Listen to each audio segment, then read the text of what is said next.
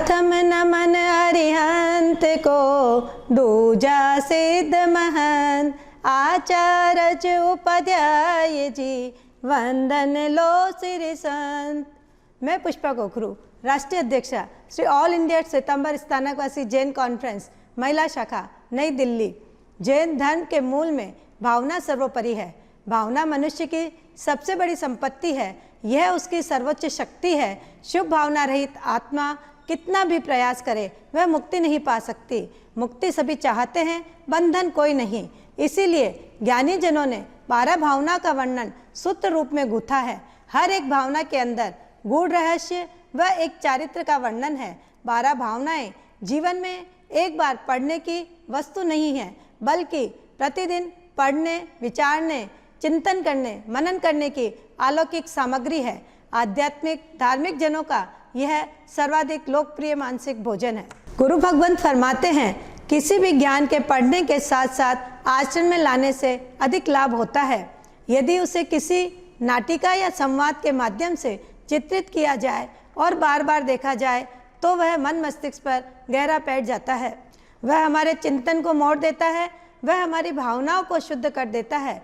सभी सहधर्मी बंधु भावनाओं के चित्रण को देखकर, समझकर अपना आत्महित करें। इसी उद्देश्य से जैन कॉन्फ्रेंस राष्ट्रीय महिला शाखा ने 12 भावनाओं पर नाटिका का मंचन किया है। आशा है सभी के लिए उपयोगी साबित होगा। धन्यवाद। जय महावीर।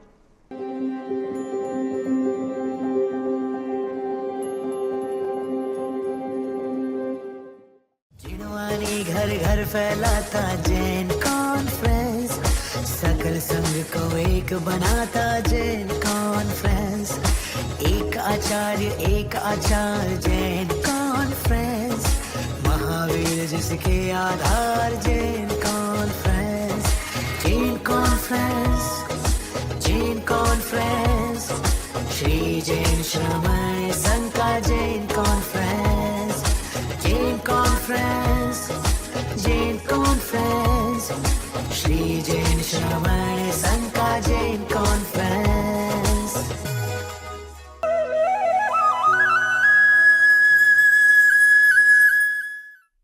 धन परिजन राज सुख, सबरी सुलभ कर जान। दुर्लभ है संसार में एक यथार्थ ज्ञान। जय जिनेन्द्र सा। आत्म कल्याण के मार्ग पर बढ़ने के लिए 12 उत्तम भावनाओं का सर्वाधिक महत्व है। भावना भवनाशिनी के द्वारा प्रभु ने फरमाया है कि आत्मा के विशुद्ध परिणाम युक्त उत्तम और परम विशुद्ध भावना से जन्म मरण रूप भव भ्रमण का अंत कर शाश्वत सुख को प्राप्त किया जा सकता है। ऐसी ही एक परम विशुद्ध भावना है बोधि दुर्लभ भावना, अर्थात आत्मा के सच्चे स्वरूप को समझकर संसार की असारता का विचार करके शुद्ध समकित प्राप्त करना अत्यंत दुर्लभ है। ऐसी बोधि दुर्लभ भावना प्रथम तीर्थंकर भगवान श्री ऋषभ देव जी के 98 पुत्रों ने स्वीकार कर कैसे आत्म कल्याण किया। आइए देखते हैं इसकी एक सुंदर सी झलक। तो आइए चलते हैं इस अवसर्पिणी काल के उत्तरार्ध में, जहाँ युगलिक काल की कुलकर परंपरा का समापन और होने जा रहा है नए युग का प्रारंभ।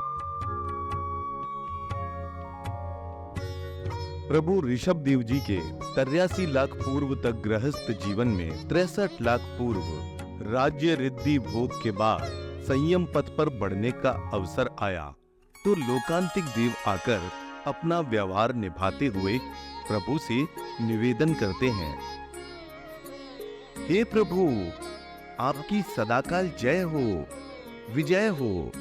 हे प्रभु, अब जन जन के कल्याण और आपके स्व आत्म उद्धार का समय आ गया है। इसलिए हे प्रभु, आप दीक्षित होकर धर्म रथ के सारथी बने, धर्म रथ के सारथी बने, धर्म रथ के सारथी बने। लोकांतिक देवों से प्रतिबुद्ध होकर राजा ऋषभ दीक्षित होने से पूर्व पुत्रों को उत्तराधिकारी बनाने की परंपरा शुरू करते हुए अपने 100 पुत्रों को राज्य रिद्धि सौंप देते हैं।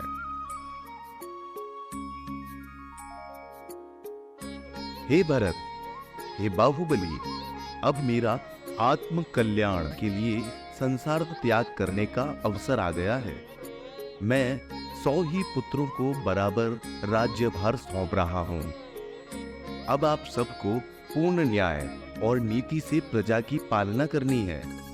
भरत, आप अयोध्या का राज्य संभालोगे। बाहुबली, आपको तक्षशिला का राज्य दिया जाता है।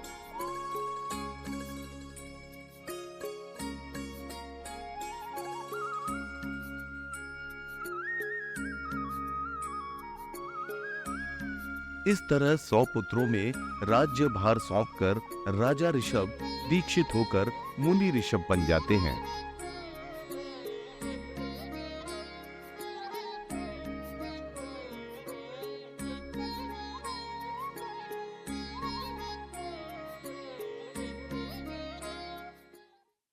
एक 1000 वर्ष बीतने के बाद भगवान को केवल ज्ञान उत्पन्न होता है। राजा भरत, जो 6 खंड के एक छत्र अधिपति होने वाले प्रथम चक्रवर्ती सम्राट हैं, उनकी आयुधशाला में चक्र आदि रत्न उत्पन्न होते हैं और अपने उन्हीं 14 रत्नों की सहायता से 6 खंड विजय करके पुनः अयोध्या लौटते हैं, तो उनका चक्र रत्न नगर में प्रवेश नहीं करता है और तभी देववाणी होती है, हे भरत, सावधान, अभी आप चक्रवर्ती सम्राट नहीं बने हैं। अभी तक आपके 99 भाइयों ने आपकी अधीनता स्वीकार नहीं की है। पहले आप उन पर विजय प्राप्त करें, फिर आप चक्रवर्ती सम्राट बन पाएंगे। इस तरह राजा भरत देववाणी सुनकर अपने 99 भाई राजाओं से अपनी अधीनता स्वीकार करने की बात कहते हैं। हे बाहुबली, हे ऋषभ सेन, ये भरत आपका बड़ा भाई 6 खंड विजय करके इस भरत क्षेत्र का प्रथम चक्रवर्ती सम्राट बन रहा है। अब आप मेरे 99 प्रिय अनुज मेरी अधीनता स्वीकार कर लें।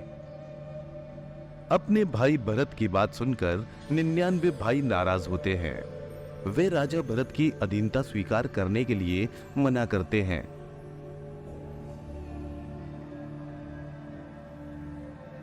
राजा भरत, आप भले ही बड़े भाई हैं, परंतु पूज्य पिताश्री ने हम सब भाइयों को अपने अपने अधिकार का राज्य प्रदान किया है। भ्राता भरत, हम अपने राज्य के स्वतंत्र स्वामी हैं, हम आपकी अधीनता में क्यों रहें? महाराज, आप कीजिए 6 खंड का राज्य, कौन मना करता है, पर हम स्वतंत्र रहेंगे। देखिए, एक चक्रवर्ती सम्राट को 6 खंड का एक छत्र राज्य करने के लिए सबको अपने अधीन करना आवश्यक होता है। अगर आप प्रेम से मेरी अधीनता नहीं स्वीकार करेंगे तो मुझे आपके साथ युद्ध करके जीतना पड़ेगा।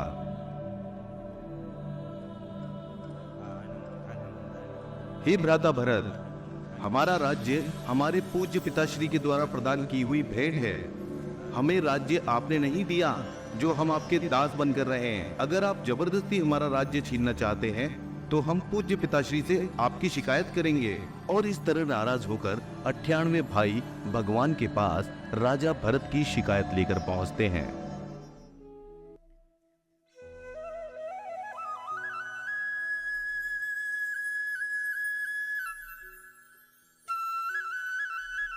वंदन बनते, वंदन बनते।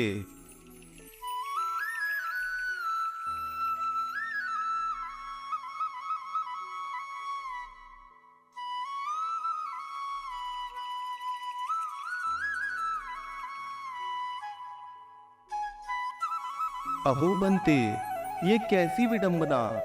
पिता के द्वारा दिए गए राज्य के राजा होकर भी बड़े भाई की अधीनता क्यों?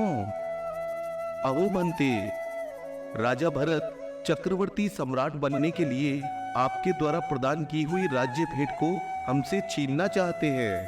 हे देवानुप्रिय, भरत इस अवसर्पिणी काल के प्रथम चक्रवर्ती सम्राट हैं और यह शाश्वत सत्य है कि एक चक्रवर्ती सम्राट संपूर्ण 6 खंड का एक छत्र अधिपति होता है और हर एक राजा को उसी की अधीनता में रहना आवश्यक होता है। इसलिए तुम्हें भी उसकी अधीनता स्वीकार कर ही लेनी चाहिए। हे बनते, ऐसा क्यों? हम अपने राज्य के स्वतंत्र स्वामी क्यों नहीं बन सकते? हे देवानुप्रिय, संसार तो ऐसा ही है, कभी राजा कभी दास का ये क्रम चलता ही रहता है। इस नश्वर राज्य के स्वामी बन भी गए तो क्या, एक दिन सब छूटना ही है। आपको स्वामी बनना है तो स्वयं का बनो। जो अपनी आत्मा का स्वामित्व पा लेता है वह कभी किसी का दास नहीं बन सकता। ये राज्य तो नश्वर है। आपको शाश्वत स्वामी बनना है तो इस संसार का त्याग कर आत्म कल्याण के मार्ग पर बढ़ो। इस मार्ग पर आओगे तो स्वयं भरत चक्रवर्ती सम्राट भी आपके समक्ष नतमस्तक होकर नमन करेगा। अहो बनते, आप सत्य फरमाते हैं। इस नश्वर राज्य के स्वामी बनकर दासत्व का जीवन जीने से तो अच्छा है कि हम स्वतंत्र होकर आत्म कल्याण करें। अहो बनते, हम सब अपने राज्य का परित्याग कर भ्राता भरत को सौंप देते हैं और इस प्रकार दुर्लभ परम बोधि रत्न को प्राप्त करने के लिए आपकी शरण को ग्रहण करना चाहते हैं। आहा सुहम देवानुपिया। और इस प्रकार भगवान के 98वें पुत्र दुर्लभ बोधि भावना का चिंतन कर आत्म कल्याण के मार्ग पर कदम बढ़ाते हैं और भगवान ऋषभ देव जी के पास दीक्षित हो जाते हैं।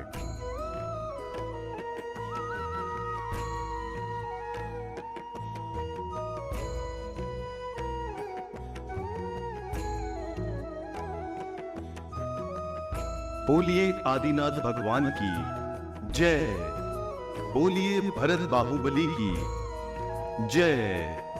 बोलिए 98वें बोधि आत्माओं की जय।